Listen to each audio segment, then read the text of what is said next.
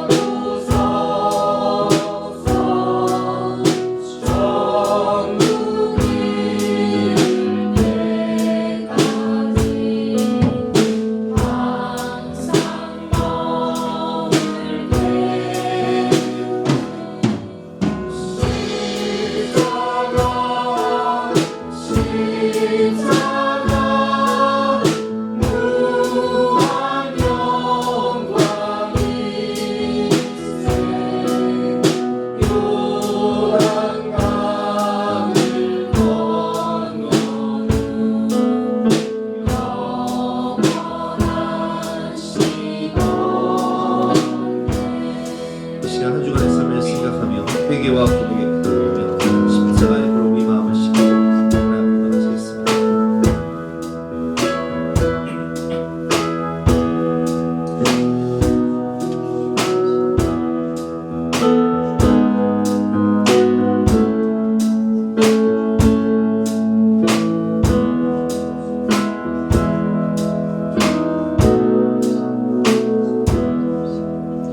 하나님 감사합니다. 구원의 여망이 없었던 우리를 위하여 십자가의 피값으로 속량하셔서 하나님의 자녀 삼아 주시고 이렇게 하나님의 임재와 영광 가운데 나와 신령과 진정으로 예배드리며 사모하는 마음으로 간절한 마음으로 하나님을 찾을 때 하나님 사랑의 손길로 우리를 안아주시고 세미한 사랑의 음성을 듣게 해주시고 십자가 보혈로 속량하여 주시고 거룩하게 해주시니 진심으로 감사드립니다. 이 예배를 통하여 우리의 영혼이 수송케 됐고 우리의 영혼이 살림을 얻고 하나님의 능력을 받아 성령으로 영혼들을 구원하는 축복의 통로가 될 수 있도록 우리를 변화시켜 주시옵소서. 감사를 드리며 예수 그리스도의 이름으로 기도드렸사옵나이다. 아멘. 영원하신 성령으로 말미암아 흠없는 자기를 하나님께 드린 그리스도의 피가 어찌 너 양심을 죽은 행실에서 깨끗하게 하고 살아계신 하나님을 섬기게 하지 못하겠느냐. 그러므로 주 예수 그리스도 안에 있는 자에게는 결코 정죄함이 없느니라. 아멘. 사제를 확신하며 다같이 사도신경으로 우리의 신앙을 고백하시겠습니다. 나는 전능하신 아버지 하나님 천지의 창조주를 믿습니다. 나는 그의 유일하신 아들 우리 주 예수 그리스도를 믿습니다. 그는 성령으로 잉태되어 동정녀 마리아에게서 나시고 본디오 빌라도에게 고난을 받아 십자가에 못 박혀 죽으시고 장사된 지 3일 만에 죽은 자 가운데서 다시 살아나셨으며 하늘에 오르시어 전능하신 아버지 하나님 우편에 앉아 계시다가 거기로부터 살아있는 자와 죽은 자를 심판하러 오십니다. 나는 성령을 믿으며 거룩한 공교회와 성도의 교제와 죄를 용서하는 것과 몸의 부활과 영생을 믿습니다. 아멘. 다같이 앉아서 함께 찬송하시겠습니다.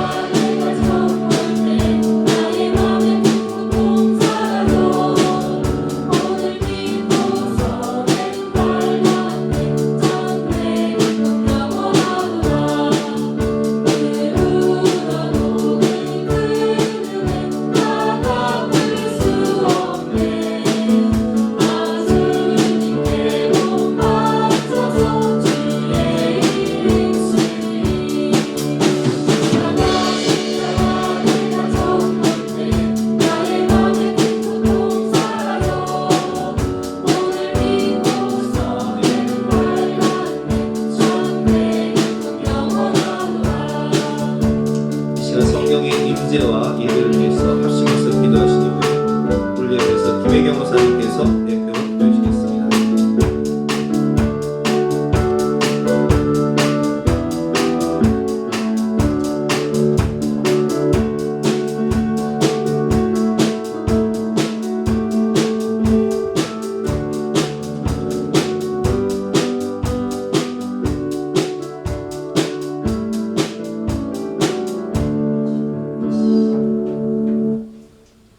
아버지 감사합니다. 한 주간도 주의 날갯짓 아래 품으시고 지키시고 보호하시며 시시로 성령님께서 우리의 생각과 마음을 지켜주셔서 오늘 이 은혜의 보좌 앞에 나와 하나님을 경배하며 찬양드리게 해주시니 감사합니다. 성령 하나님, 이 시간 이곳에 오셔서 상한 심령으로 육신의 질병 가운데 있거나 관계의 어려움으로 또 물질의 어려움으로 삶의 무게에 눌려있는 우리에게 찾아오셔서 우리의 멍에를 함께 메어주시는 주님을 기억하며 이 멍에가 심히 가벼움을 알게 하시고 다만 이 모든 삶의 짐을 주님께 아뢰며 주님 앞에 내려놓을 수 있는 겸손과 순종의 마음을 허락해 주세요. 순간순간 올라오는 허탄한 감정들에 휘둘리지 않고 나의 자아가 고개를 들 때마다 나의 주인이 내가 아님을, 나의 호흡도, 나의 연대도, 나의 지경도 모두가 다 하나님의 계획하심과 인도하심 안에 있음을 빨리 깨닫게 해주시고 우리의 연약함을 아시는 성령님의 도우심을 구합니다. 쓰러지지 않게 붙드시고 넘어져도 다시 일어날 수 있는 믿음을 허락해 주세요. 오늘 이 시간 주님의 말씀이 선포되어질 때 성령 하나님 강권적으로 역사하셔서 전하시는 말씀이 살아계신 하나님의 말씀으로 우리의 심령에 깊숙한 곳을 살피게 하시고 버려야 될 것들은 성령의 불로 태워주시고 피해야 할 것들은 순종으로 아멘으로 화답하게 하여 주시옵소서.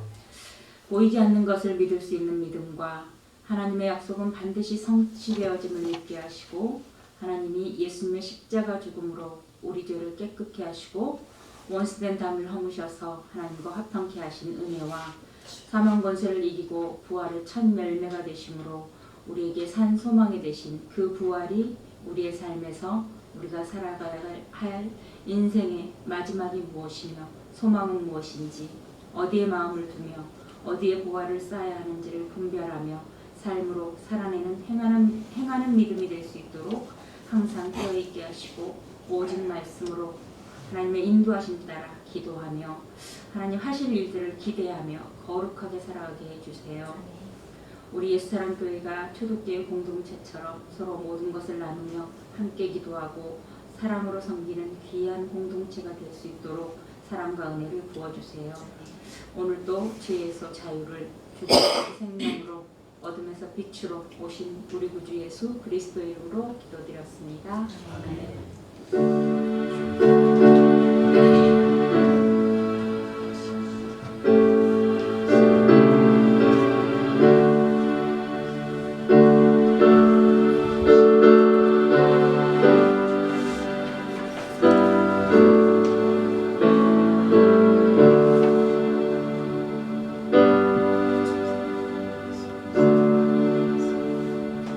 반갑습니다. 이렇게 복된 주일날 좋은 날씨 가운데 하나님을 사랑하는 마음으로 주님 전에 오신 여러분들을 주님의 이름으로 환영하고 축복합니다. 오늘은 사순절 다섯째 주일로 지키도록 하겠습니다. 다음 주일은 종려주일로 지키고 예배 시간에 성찬식이 있습니다. 참조하시고요. 찬양 예배가 오늘 1시에 있습니다. 식사 후에 1시에 본당으로 모이시면 되겠습니다. 2부 예배 후에 간편식을 드립니다. 다 드시고 가시면 좋겠습니다. 형제들아, 내가 사람의 예대로 말하노니 사람의 언약이라도 정한 후에는 아무도 폐하거나 더하거나 하지 못하느니라.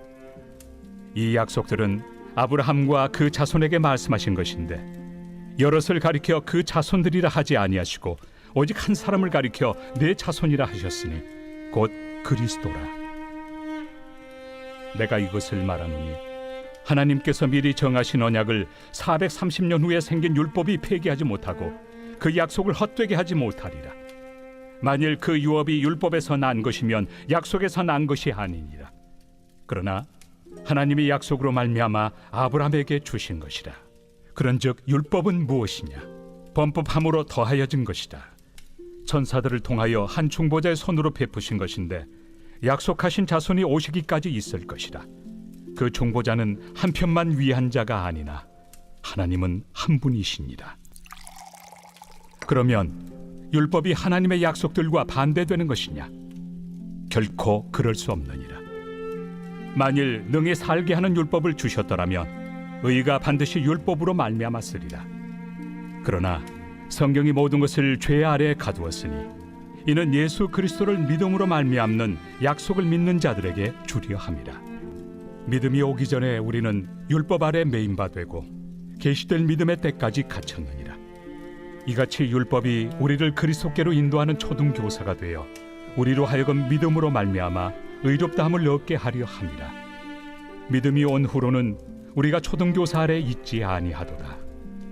너희가 다 믿음으로 말미암아 그리스도 예수 안에서 하나님의 아들이 되었으니 누구든지 그리스도와 합하기 위하여 세례를 받은 자는 그리스도로 옷 입었느니라. 너희는 유대인이나 헬라인이나 종이나 자유인이나 남자나 여자나 다 그리스도 예수 안에서 하나이니라. 너희가 그리스도의 것이면 곧 아브라함의 자손이요 약속대로 유업을 이을 자니라. 율법과 약속이라는 제목으로 본 말씀에 대해서 함께 은혜를 나누도록 하겠습니다. 우리 인생을 살면서 많은 문제들을 만납니다. 전 뉴스를 볼 때마다 요즘에 뉴스를 보면 좋은 소식이 별로 없잖아요. 또 전쟁 때문에 전 세계가 고통을 당하고 있고 또 우리 성도님들도 많은 고통을 당하고 있는데 이런 여러 가지 경제적인 문제, 또 생계의 문제, 또 자녀들의 문제, 건강의 문제 이런 문제들을 보면서 그것을 바라보는 저도요 마음에 고통이 있어요. 성도들이 힘들면 저도 마음이 고통스러워요. 사랑하는 사람이 힘들면 마음에 고통이 있지 않습니까? 그래서 그 마음의 고통을 가지고 기도할 때 한 찬송가가 생각이 나는 거예요.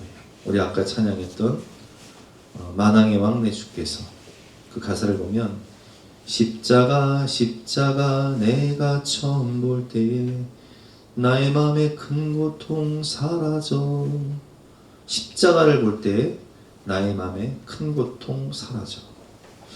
그 가사가 이렇게 생각이 나는데 왜 십자가를 보면 마음의 고통이 사라질까? 그것을 묵상하게 됐어요. 아, 그렇지. 우리 인간에게 있어서 가장 큰 마음의 고통은 무엇일까? 여러분, 우리가 살면서 경험하는 가장 큰 마음의 고통은 무엇일까요? 물질 때문에 고통스러운 걸까요? 자녀 문제 때문에 그럴까요? 건강 문제 때문에 그럴까요? 여러분, 가장 큰 고통은 내가 죽어야 된다는 거예요. 사느냐 죽느냐, 내가 사랑하는 사람이 사느냐 죽느냐, 이게 가장 큰 고통이고요. 그보다 더 큰 고통이 있어요. 그건 뭐냐? 죽음 이후에 지옥을 갈 것이냐 천국을 갈 것이냐. 구원받지 못했다면 죽음 이후에 어떻게 돼요? 지옥 가야 되잖아요. 영벌을 받아야 되잖아요. 여러분, 사느냐 죽느냐, 천국이냐 지옥이냐, 이것보다 더 큰 고통이 어디 있어요? 근데 하나님은 예수님의 십자가를 통해서 이 모든 고통을 해결해 주셨어요. 십자가 십자가 내가 처음 볼 때에 나의 마음의 큰 고통 사라져. 오늘 믿고서 내 눈 밝았네. 참 내 기쁨 영원하도다. 한 번 죽는 것은 사람에게 정해진 것이요 그 후에는 심판이 있는데 우리가 아무리 애를 쓰고 노력해도 피할 수 없는 이 죽음의 문제와 심판의 문제를 십자가를 통해서 해결하시고 그 마음의 고통, 우리 시면에 있는 가장 큰 이 마음의 고통을 해결해 주셨다는 거예요. 여러분, 죽음 앞에서는요 돈이 얼마나 많은가, 사업이 얼마나 잘 되고 안 되는가, 내가 학위가 얼마나 스펙이 얼마나 대단한가, 재산이 어떤가, 미모가 어떤가, 다 필요 없어요. 죽음 앞에서는, 심판 앞에서는 오직 내가 살 것인가 죽을 것인가, 내가 천국 갈 것인가 지옥 갈 것인가, 이것이 우리 인생의 가장 중요한 문제고 가장 본질적인 문제라는 거예요. 그래서 그 문제를 해결해 주시기 위해서, 구원의 해답이 되시기 위해서 이 땅에 사람으로 오셔서 십자가를 지신 분이 바로 우리 주님이시라는 거예요.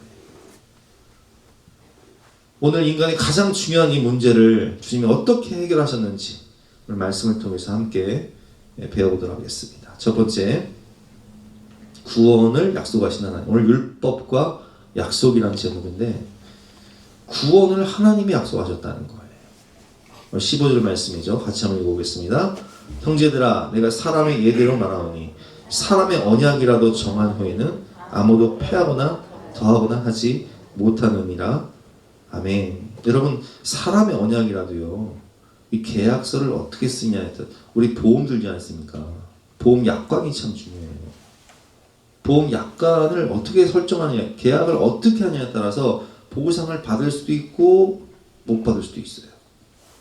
여러분 생각해 보세요. 우리가 자동차 보험, 대인, 대물, 자손, 자자가 있어요. 내가 어떻게 설정하냐에 따라서 사고가 났을 때 대인, 대물, 자손, 자차, 보상을 받을 수 있는 거예요. 부동산 계약을 할 때 어떻게 계약을 하냐에 따라서 세부 조항에 따라서 전 재산이 왔다 갔다 하는 그 부동산 계약서가 참 중요한 거예요. 계약을 잘못하면요, 전세 사기를 당할 수도 있고 큰 낭패를 볼 수도 있는 거예요.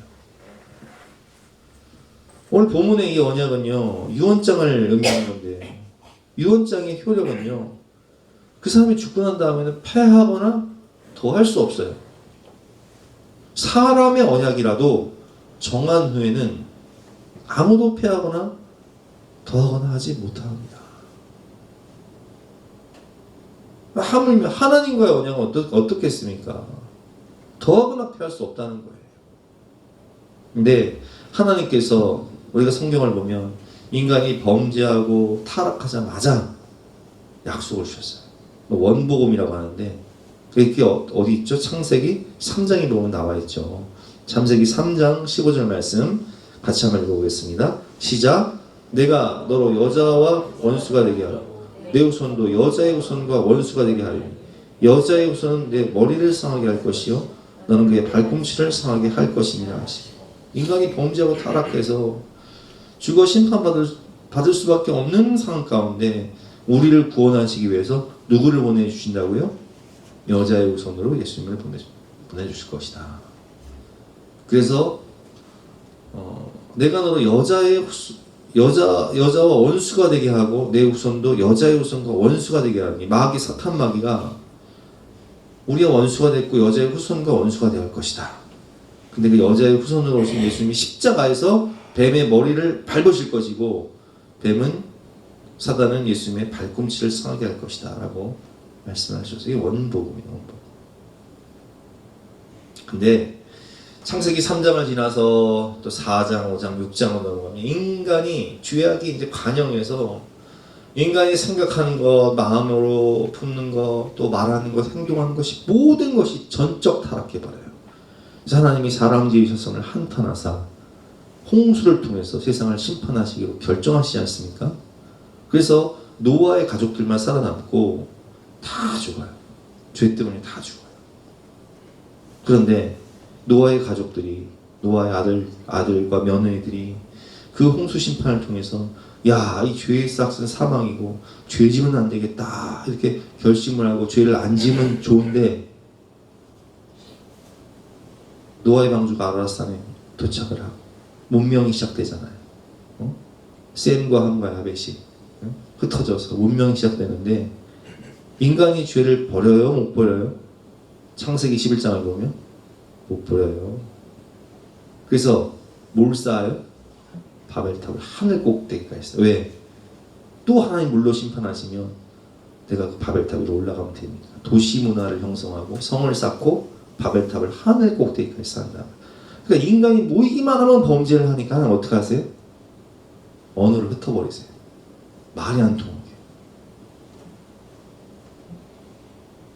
그리고 창세기 12장에 부른 사람이 누구예요? 믿음의 조사 아브라함이에요. 이게 참 중요한 본문이죠. 믿음의 조사 아브라함을 왜 부르셨는가? 하나님은 아브라함을 택하시고 그 아브라함의 자손을 통해서 천하 만민이 복을 받으리라, 구원을 얻으리라 약속하셨어요. 그래서 아브라함과 다윗의 후손으로 오신 분이 누구세요? 예수님이세요. 천하 만민이 구원을 얻기 위하여, 천하 만민이 천국 영생을 얻게 할 수 있도록 하나님이 구원의 길을 여신 거예요. 그게 예수 그리스도예요. 그 약속이 하나님의 약속. 16절 말씀이죠. 시작. 이 약속들은 아브라함과 그 자손에게 말씀하신 것인데 여럿을 가리켜 그 자손들이라 하지 아니하고 오직 한 사람을 가리켜 내 자손이라 하셨으니 곧 그리스도라. 천하 만민이 내 자손으로 말면, 자손들이 아니라, 복수가 아니라 자손, 단수예요. 누구예요? 예수 그리스도.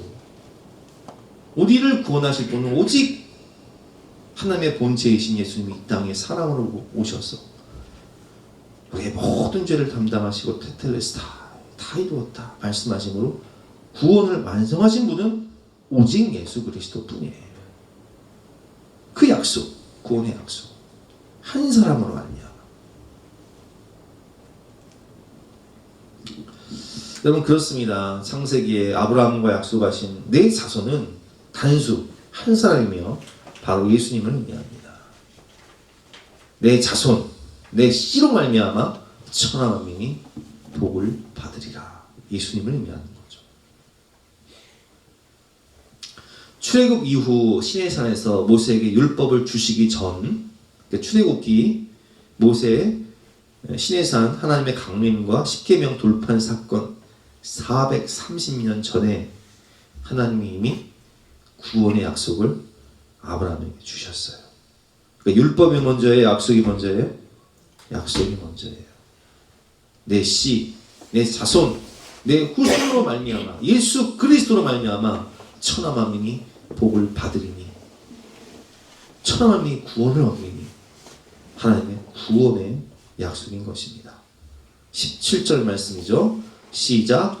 내가 이것을 말하노니 하나님께서 미리 정하신 언약을 430년 후에 생긴 율법이 폐기하지 못하고 그 약속을 헛되게 하지 못하리라. 만일 그 유업이 율법에서 나는 것이면 약속에서 나는 것이 아니니라. 그러나 하나님이 약속으로 말미암아 아브라함에게 주신 것이라. 율법 이전에 약속이 있었고 이 약속은, 하나님의 약속은 율법으로 폐기되는 게 아니에요. 그 약속은 하나님이 주신 약속이에요. 여러분, 인간은 율법으로 구원받는 게 아니에요. 인간은 율법을 다 지킬 수 있는 능력도 없고 의지도 없습니다. 성경은 우리에게 명확히 말씀해 주죠. 의인은 없나니 하나도 없다. 모든 사람이 죄를 범하였음에 하나님의 영광에 이르지 못하더니. 그래서 우리 인간은요, 그냥 어렸을 때부터 죄의 짱아지로 태어나서 죄를 질 수밖에 없는 그런 존재가 된 거예요. 요즘 뭐 촉법 소년들 뭐 법령 이 나이를 낮춘다고 하는데 아무리 낮춰도요, 인간은요 어렸을 때부터 죄의 짱아지라 그냥 행동하는 거, 말하는 거, 생각하는 것이요 죄덩어리예요. 우리 진아쌤 유치원 교사지만 얼마나 힘든지 몰라요. 유치원에서도 애들 말 안 들어요. 우리 애들 키워보지만 말 안 들어요. 내 새끼도 내가 그냥 요즘 뭐 어떻게 할 수가 없는데 선생님들은 얼마나 힘들겠어요. 의인은 없나니 하나도 없습니다. 율법의 행위론요 구원받을 수가 없는 거예요. 구원은 인간의 노력이 아닌 하나님의 은혜인 것입니다. 보세요 여러분, 누가복음 18장에 보면 어떤 관리가 물어 이르되 선한 선생님이여, 내가 무엇을 하여야 영생을 얻을 수 있습니까? 내가 어떻게 해야 구원받고 내가 어떻게 천국 백성이 되고 내가 어떻게 영원한 생명을 얻을 수 있습니까? 예수 말씀하시죠. 이르시되 내가 어찌하여 나를 선하다 일컫느냐, 하나님 한 분 외에는 선한 이가 없느니라. 네가 계명을 안 하니, 십계명 얘기하는 거죠. 간음하지 말아라, 살인하지 말아라, 도둑질하지 말아라, 거짓 증거하지 말아라, 내 부모를 공경하라 하였느니라. 자, 이 사람이 뭐라고 얘기해요? 21절 말씀에 여자오되 이것은 내가 어려서부터 다 지켰나이다. 전 율법 다 지키고 살았어요. 전 십계명 다 지키며 살았어요. 나 어렸을 때부터 저는 죄 안 저지르며 살았어요. 이렇게 얘기하는 거잖아요. 근데요, 예수님께서 이렇게 말씀하십니다. 그래? 네가 정말 율법 다 지켰다고? 예수께서 이르시되, 이 말을 들으시고 이르시되, 내가 아직도 한 가지 부족한 것이 있으니 내게 있는 것을 다 팔아 가난한 자에게 나눠줘라. 그리하면 하늘에서 내 보화가 있으리라. 그리고 와서 나를 따르라. 이 율법 이거 지킬 수 있어요 없어요? 아이고, 그 사람이 하필 재산이 너무 많네. 유산도 많고 재산도 많네. 그 사람이 큰 부자이므로 이 말씀을 듣고 심히 근심하고 그 사람의 핵심 가치를 딱 건드리니까 아이고 걸려버리네. 지켜요 못 지켜요? 못 지켜요. 예수 말씀하십니다. 그를 보시고 이르시되 재물 있는 자는 하나님의 나라에 들어가기가 얼마나 어려운지, 낙타가 바늘기로 들어가는 것이 부자가 하나님의 나라에 들어가는 것보다 쉬우니라. 아니, 그 당시에 부자가 된 것은 다 하나님의 말씀에 순종하고 축복받아서 부자가 된 거라고 생각했는데, 저런 사람이 구원받지 못한다면, 어렸을 때부터 십계명 다 지킨 저런 사람이 구원받지 못한다면 도대체 누가 구원받을 수 있는가? 제자들이 깜짝 놀라서 예수님께 묻습니다. 듣는 자들이 이르되 그런 즉 누가 구원을 얻을 수 있습니까? 예수님, 저런 사람들 구원을 못 얻으면 도대체 누가 구원을 얻을 수 있습니까? 27절 말씀 시작. 이르시되 무릇 사람이 할 수 없는 것을 하나님은 하실 수 있느니라. 구원받는 것이 사람으로는 할 수 없으되 하나님으로는 다 하실 수 있느니라 말씀하시는 구원은요, 인간의 의지와 노력과 수행과 율법 준수로 구원을 얻는 게 아니에요. 구원은 하나님이 주시는 은혜의 선물이에요. 구원은 예수님의 십자가를 통해서 완성하신 것이고 우린 그걸 오직 믿음으로 구원을 받는 거예요. 에베소서 2장 8절 말씀 시작. 너희는 그 은혜에 의하여 믿음으로 말미암아 구원을 받았으니 이것은 너희에게서 나는 것이 아니요 하나님의 선물이라. 행위에서 나는 것이 아니니 이는 누구든지 자랑하지 못하게 함이라. 아멘. 주 예수를 믿으라. 그리하면 너와 내 집이 구원을 얻으리라. 여러분, 구원은 행위에서 나는 게 아니에요. 율법을 통해서 구원을 받는 게 아니에요. 율법 준수를 통해서. 우리는 그것을 지킬 능력도 없고 의지도 없고 전적 타락으로 인해서 율법을 다 지킬 사람은 이 세상에 한 사람도 없는 거예요. 그래서 구원의 답이 되시기 위해 오신 분이 누구세요? 하늘 보좌를 버리시고 이 땅에 사람의 몸을 오셔서 십자가에서 우리의 모든 죄를 담당하시고 대신 죽으시러 오신 분이 누구시냔 말이에요. 테텔레스타이 모든 죄값을 상명으로 갚으시고 부활하셔서 우리에게 영원한 천국의 산소망을 주신 부활소망을 주신 분이 누구시냔 말이에요. 우리 주님이세요.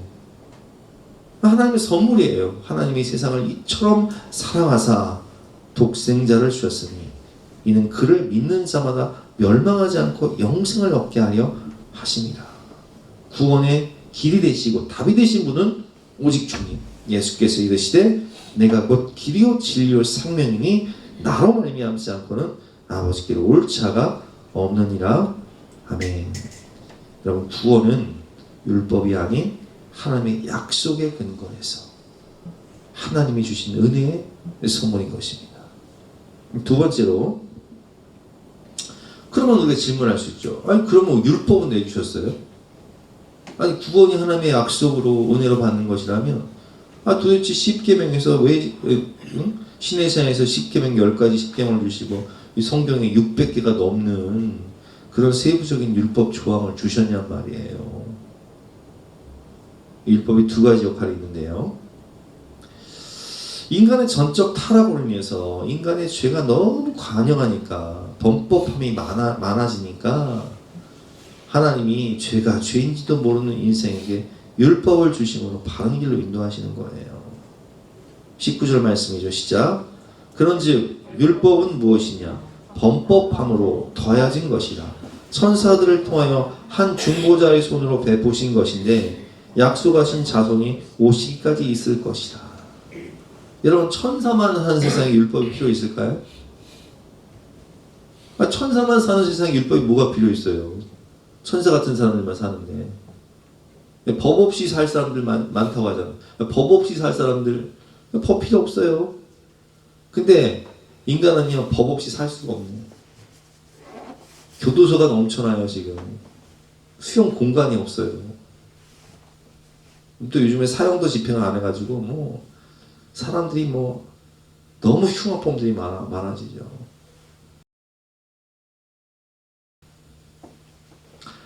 율법은 무엇이냐? 범법함으로 더해진 것이라. 죄가 간영하니까 하나님이 율법을 주신 거예요. 죄가 죄인 줄 알 수 있도록. 천사들을 통해 한 중보자의 손으로 베푸신 것인데, 이 중보자 누구예요? 모세죠. 약속하신 자손이 오시기까지 있을 것이다. 약속하신 자손이고 예수님 오시기까지. 율법은 중보자 모세를 통해 주셨지만 구원의 언약, 약속은 하나님께서 아브라함에게 직접 주셨다는 거예요. 20절 말씀. 그 중보자는 한 편만 위한 자가 아니나 하나님은 한 분이시니라. 율법은 중보자 모세를 통해서 하나님 주셨지만 약속은 하나님이 직접 아브라함에게 말씀하셨다는 거예요. 여러분, 율법을요 인간이 다 지킬 수 있으면 구원받을 수 있어요. 오늘 21절 말씀이죠. 같이 한번 읽어보겠습니다. 시작. 그러면 율법이 하나님의 약속들과 반대되는 것이냐? 결코 그럴 수 없느니라. 만일 능히 살게 하는 율법을 주셨더라면 의가 반드시 율법으로 말미암았으리라. 이제 율법을 준수해서 구원받는 건 인간의 의라고 그래요. 인간의 의. 하나님의 의가 아니에요. 이거는. 자, 갈라디아서 3장 12절 말씀 시작. 율법은 믿음에서 난 것이 아니니 율법을 행하는 자는 그 가운데서 살리라 하였느니라. 자, 율법 다 지키면요 죄가 없으니까 구원받아 천국 갈 수 있어요. 근데 여러분 잘 한번 생각해 보세요. 인간이 율법을 다 지킬 수 있는 능력이 있습니까? 의지가 있어요? 그렇게 선합니까? 깨끗해? 죄가 없는 사람 하나라도 있을까요? 없다는 거예요. 그래서 22절 말씀 보면 그러나 성경이 모든 것을 죄 아래 가두었으니 이는 예수 그리스도를 믿음으로 말미암는 약속을 믿는 자들에게 주려 함이니라.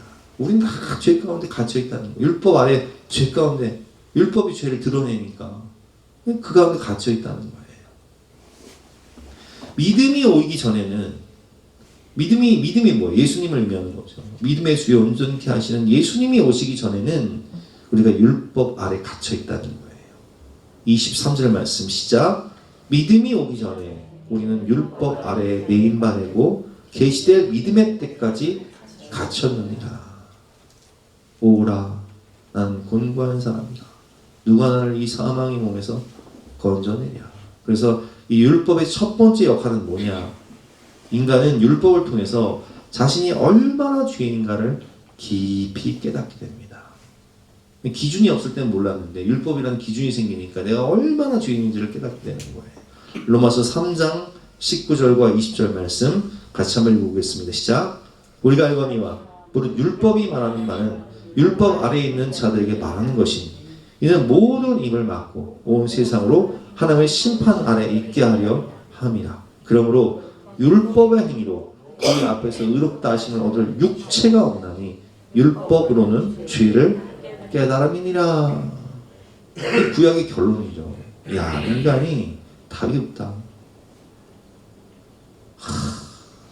그렇게 하나님 은혜 주시고 축복 주시고 적과거리 흐르는 가나안 땅 주셔도 이스라엘 타락해, 남유다 타락해, 남은 자 타락해, 답이 없다.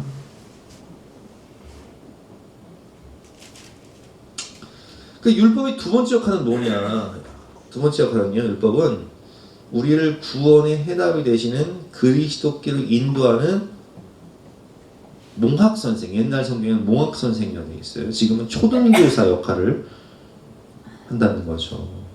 우리가 어찌할꼬, 내가 어떻게 해야 구원받을 수 있습니까? 성경에 나와 있지 않습니까? 베드로에게 형제여, 우리가 어떻게 하면 구원받을 수 있습니까? 어찌할꼬 탄식이 나오는 거예요. 율법을 통해서. 초등교사가 뭐예요? 유치원 선생님인데 우리 아이들이 유치원 때 보면요, 나들이를 가요, 체험학습을 가요. 그러면 유치원 선생님들 어떻게 해요? 애들 짝져가지고 손잡게 한 다음에 선생님 따라오세요, 일로 오세요, 이쪽으로 오세요. 뒤에 영철이 글로 가면 안 돼요, 일로 오세요, 이렇게 하잖아요. 이게 뭐예요? 어디 인도하는 거예요? 초등교사 역할이 있다는 거예요. 우리를 그리스도께로 인도하는 몽학 선생이다. 율법은 글로 가면 안 된다.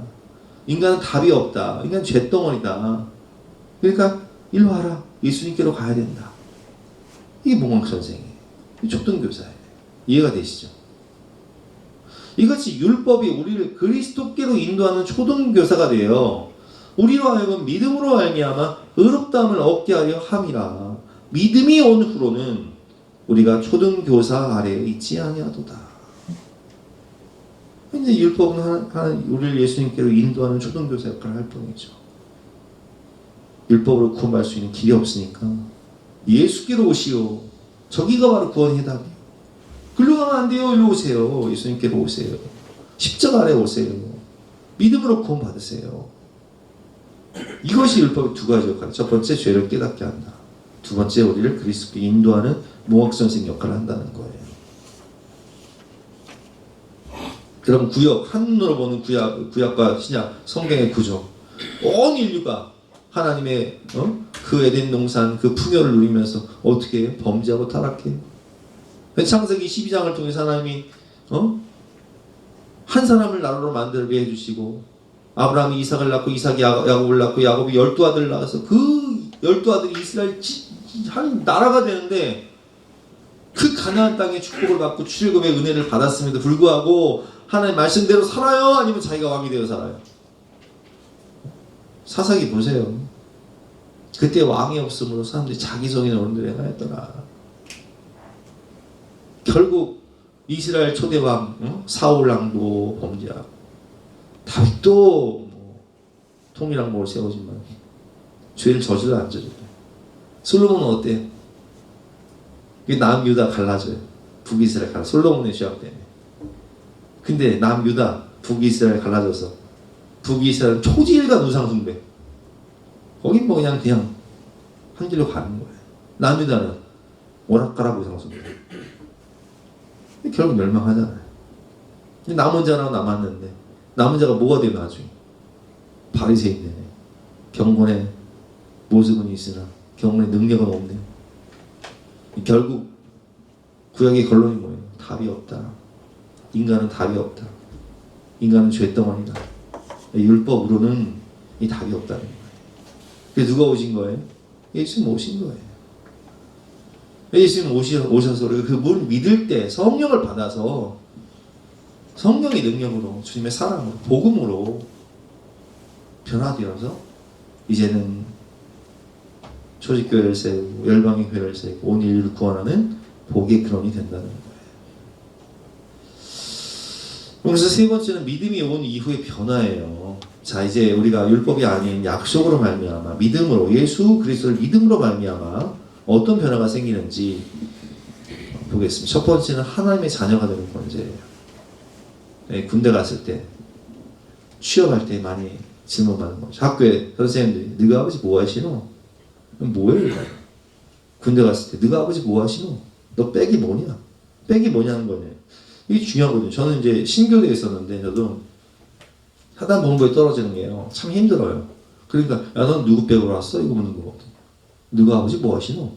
아는 사람이 장군이 있어? 여러분 우리 백이 누구예요? 우리 하나님이시잖아요. 나의 힘이 되신 여호와여 내가 주님을 사랑합니다. 주님 뭐라고 말씀하셨어요? 내가 너의 방패요. 내가 너의 큰 상급이다 말씀하셨어요. 하나님 우리를 보호하시고 하나님 우리에게 영원한 소망이 되시고 큰 상을 주시는 내가 너의 방패고 내가 너의 상급이다 말씀하시는 거예요. 하나님 자녀의 권세죠. 믿음이 온 이후에는 우리의 정체성이 변한다는 거예요. 무엇으로? 하나님 자녀로. 그죠? 오늘 본문 26절 말씀이죠. 시작. 너희가 다 믿음으로 말미암아 그리스도 예수 안에서 하나님의 아들이 되었으니. 그럼 여러분 하나님의 아들이 뭐예요? 요한복음 1장 12절 말씀. 영접하는 자. 누구를 영접하는 자? 예수를 영접하는 자. 곧 그 이름을 믿는 자들에게는 하나님의 자녀가 되는 권세를 주셨다. 여러분 이 자녀의 권세라는 게 대단한 거예요. 자, 자녀의 권세라는 것은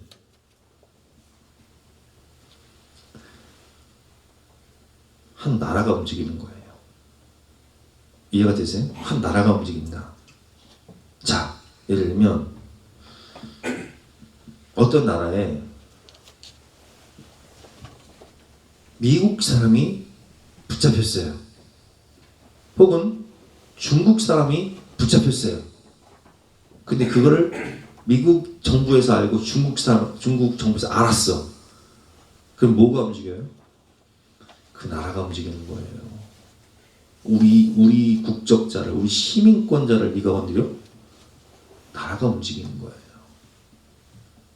그러니까 여러분 우리가요 하나님 자녀가 되는 건요 하나님 나라의 시민권자, 나라가 임하옵시며 하나님의 자녀가 된다는 이 하나님 자녀의 권세는요 어마어마한 권세예요. 하나님의 나라가 통째로 내 안에 온다는 거예요. 하나님의 나라가 움직인다는 거예요. 천군 천사들이 나를 지키기 위해서 분주하게 움직인다는 거예요.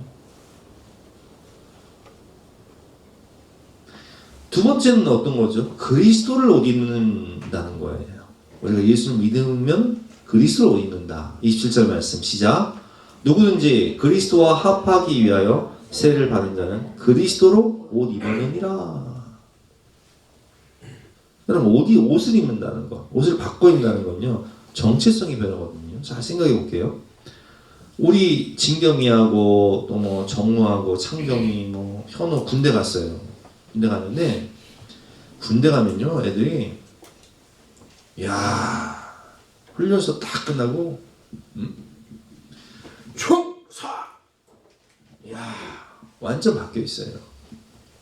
군복을 입으니까. 근데요 참 희한하게 똑같은 군복인데 예비군복을 입잖아요. 에? 우리 남자들 아실 거예요. 예비군복만 입으면 사람 삐딱해져 일단. 예비군복만 입으면 모자를 거꾸로 쓰고 아이씨 제가 예비군 동원사단 또 조교였거든요. 하여튼 예비군처럼 말하는 사람이 없어. 이상해 사람들이. 어떤 옷을 입느냐에 따라서 달라지는 거예요. 법복을 딱 입어보세요. 법관들 딱 법복 있잖아요. 대단한 권세죠. 저는요 목사 안수식을 할 때 목사 가운을 입는데 두렵고 떨리는 거예요. 내가 과연 목사가 될 사람인가? 목사 안수를 받아야 되냐 안 받아야 되냐. 그래서 몇 주 동안 오살리 금식기도원 가가지고 금식기도하면서 하나님 제가 목사 안수를 받아야 됩니까 말아야 됩니까? 이 길을 가야 됩니까 말아야 됩니까? 그리고 목사 안수식을 할 때 안수받고 가운을 딱 입는 이게 그리스도로 옷 입는다는 게 뭐예요 여러분? 그 옷을 입으면 그 사람처럼 그 옷에 맞게 살아야 되는 거예요. 예수 그리스도를 옷 입는다는 것은 내 옛사람이 아니라 이제 그리스도를 옷 입으면 새 사람이 된다는 거예요. 정체성의 변화, 성품의 변화, 삶의 변화죠. 나는 죽고 예수로 사는 거니까. 믿음이 오면 정체성이 달라지고 인격과 성품이 달라진다는 거예요. 거룩한 성도가 예수 그리스도를 옷 입고 예수님처럼 살아가고 예수님의 인격과 삶을 닮아가는 성화된 삶을 살아가게 된다는 뜻이죠. 이게 바로 27절 말씀 누구든지 그리스도와 합하기 위하여 세례를 받는 자는 그리스도로 옷 입었느니라. 또한 우리는 예수님 안에서 주님의 몸된 지체로 하나가 되어 이제는 하나님의 가족으로 성령 안에서 하나가 되는 은혜를 입었다는 거예요. 28절 말씀이죠. 시작. 너희는 유대인이나 헬라인이나 종이나 자유인이나 남자나 여자나 다 그리스도 예수 안에서 하나이니라.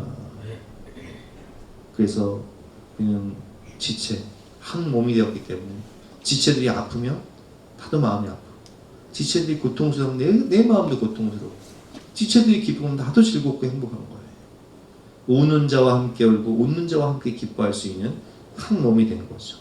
성령 안에서 하나가 되어서 교회가 되어서 주님을 기쁘시게 하고 하는 나라를 확장하는 몸된 교회가 되었다는 거예요. 믿음이 온 이후에는 우리는 아브라함의 자손이 되었고 약속의 유업을 받을 자가 된 것입니다. 29절 말씀이죠. 시작. 너희가 그리스도의 것이면 곧 아브라함의 자손이요 약속대로 유업을 이을 자니라. 하나님이 약속하신 아브라함이 약속하신 그 모든 복이 바로 우리의 복이 된다는 거예요. 믿음으로 구원받고 믿음으로 은혜 받고 믿음으로 사는 자는 하늘 위로 받겠네. 무슨 일을 만나든지 만사형통하리라. 유업이라는 게 뭐예요? 상속이잖아. 상속. 그럼 여러분 우리가 자녀면 뭘 받아요? 상속을 받아. 상속. 유산 상속을 받는다고요. 그러면 하나님의 자녀들에게는 하나님은 어떤 유산을 상속해 주실까요? 하나님의 나라를 주시는 거예요. 내 딸 너를 위한 나라다. 새하늘과 새 땅을 우리가 받는 거예요. 영원한 그 하나님의 나라를 우리가 상속받는 거예요. 그 나라에 우리가 다 들어가 누리는 거예요. 로마서 8장 14절 말씀. 무릇 하나님의 영으로 인도함을 받는 사람은 곧 하나님의 아들이라. 우리가 이제는 하나님을 아빠, 아버지라 부르지 않습니까? 성령이 친히 우리의 영과 더불어 우리가 하나님의 자녀인 것을 증언하시나니 자녀이면 또한 상속자 곧 하나님의 상속자예요. 그리스도와 함께 한 상속자니 우리가 그와 함께 영광을 받기 위하여 고난도 함께 받아야 할 것입니다. 그러니까 우리가 여러분 유산 상속 받기 위해서는 어때요? 부모님을 모셔야 돼요. 부모님 공경하고 부모님 찾아뵙고 그러잖아요. 우리가 하나님 나라를 받기 위해서는요, 그와 함께 영광을 받기 위하여 고난도 함께 받아야 됩니다. 복음 전하고 십자가원에 동참하고 주님처럼 살아가고. 오늘 결론입니다. 우리는 율법이 아닌 약속을 믿고 사는 인생입니다. 우리는 율법으로 구원받는 것이 아니라 약속으로 구원받고 약속을 믿음으로 살아가는 인생이에요. 여러분, 아브라함은요, 인생과 영생의 문제를 믿음으로 해결받는 사람이에요.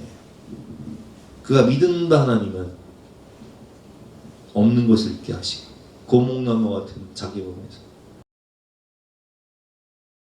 100세 아들을 주시고 없는 것을 있게 하시고 죽은 자를 살리시고 바랄 수 없는 중에 참 소망을 주신 하나님.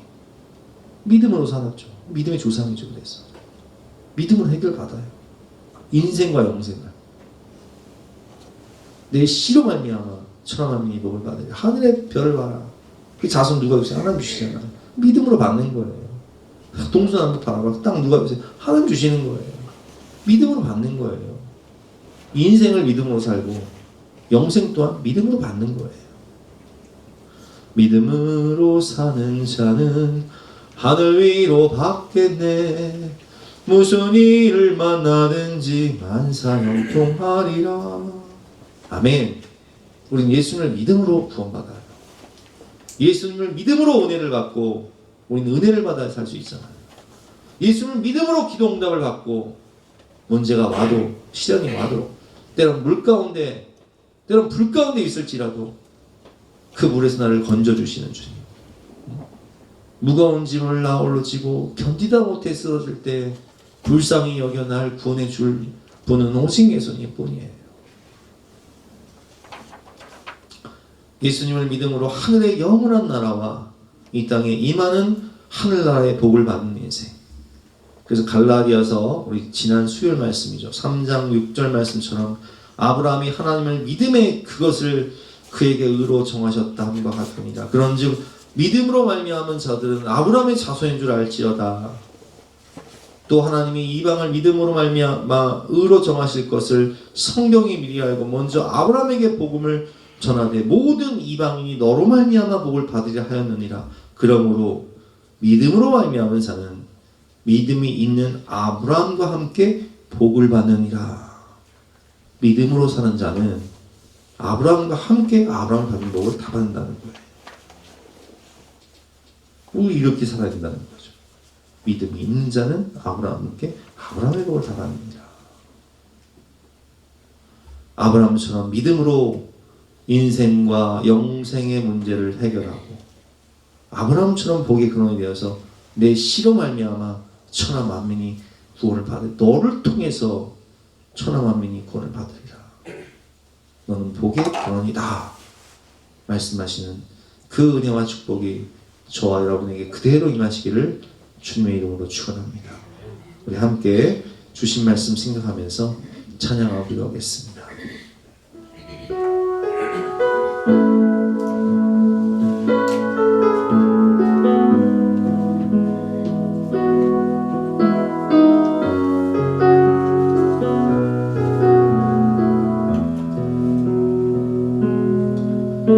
주의 자녀로 산다는 것은 불 가운데로 걸어가는 것, 그 속에서 신실하게 지키시는 그 손길을 경험하는 것. 주의 자녀로 산다는 것은 바다 위로 걸어가는 것. 내 온몸을 덮쳐오는 폭풍 속에서 잠잠히 주 바라보는 것. 때론 불 가운데 휩싸일 때도 폭풍 가운데 무너질 때도 주님 내 곁에 함께 하시네. 가장 가까이 함께 하시네. 주의 자녀로 산다는 것은 나도 그들을 용납하는 것. 나를 위해 달리신 십자가 사랑, 그 사랑으로 살아가는 것. 주의 자녀로 산다는 것은 주님과 함께 동행하는 것. 주께서 지신 십자가 기꺼이 지고 주와 함께 걸어가는 것. 때론 불 가운데 휩싸일 때도 폭풍 가운데 무너질 때도 주님 내 곁에 함께 하시네. 가장 가까이에 함께 하시네. 불 가운데 때론 불 가운데 휩싸일 때도 폭풍 가운데 무너질 때도 주님 내 곁에 함께 하시네. 가장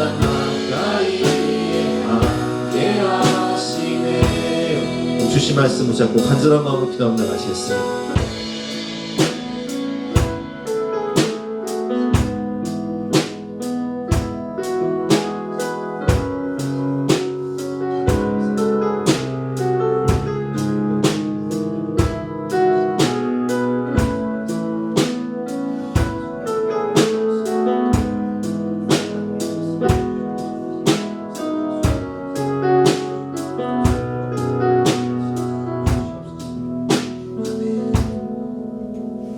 다 같이 나서 결단 찬송가 545장으로 힘차게 찬송하시겠습니다.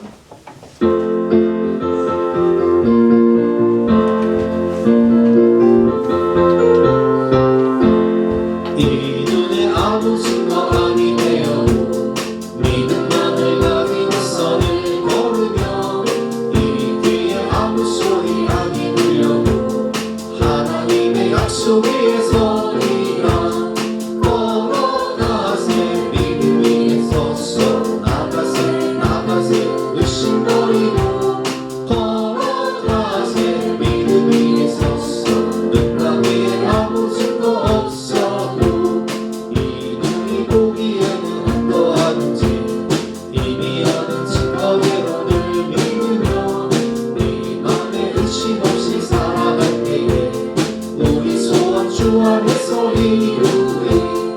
걸어가세 믿음 위에 섰어 나가세 의심거리고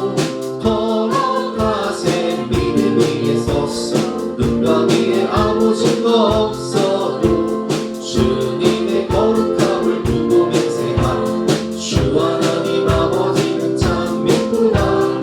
그 귀한 모든 약속 믿는 자에게 능치 못할 무슨 일이 있을까.